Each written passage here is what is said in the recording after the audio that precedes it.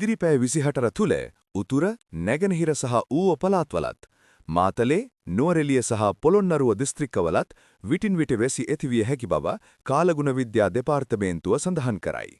සබරගමුව සහ දකුණු පළාත්වලත් කළුතර දිස්ත්‍රික්කයේත් පස්වරු 2කින් පමණ පසුව ස්ථාන ස්වල්පයක වැසි හෝ ගිගුරුම් සහිත වැසි ඇතිවිය හැකි බවද එම ප්‍රදේශවල ඇතැම් ස්ථානවලට මිලිමීටර 50ට වැඩි තද වැසි ඇතිවිය හැකි බවත් මහනුවර සහ අනුරාධපුර දිස්ත්‍රික්කවලත් වැසි වාර කිහිපයක් ඇතිවීමට හැකි බව කාලගුණ විද්‍යා දෙපාර්තමේන්තුව සඳහන් කරයි. මධ්‍යම කඳුකරයේ නැගෙනහිර බෑවුම් ප්‍රදේශවලත් උතුරු මැද සහ වයඹ පළාත්වලත් හම්බන්තොට මොනරාගල සහ ත්‍රිකුණාමලේ දිස්ත්‍රික්කවලත් විටින් විට හමන පැයට කිලෝමීටර 40ක පමණ තරමක තද සුළං ඇතිවිය හැකි බවද සඳහන් කරයි.